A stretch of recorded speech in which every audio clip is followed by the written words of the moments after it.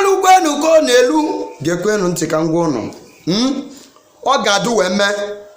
ka m na-agwa gị n'isi ọfịa 30th gbara bịaba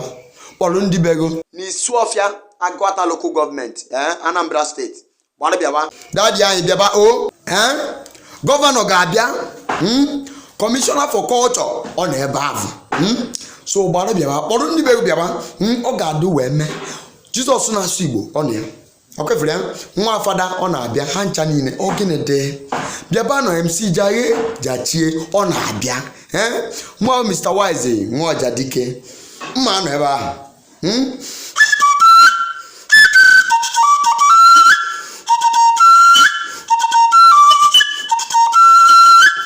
Igbo ga-adị o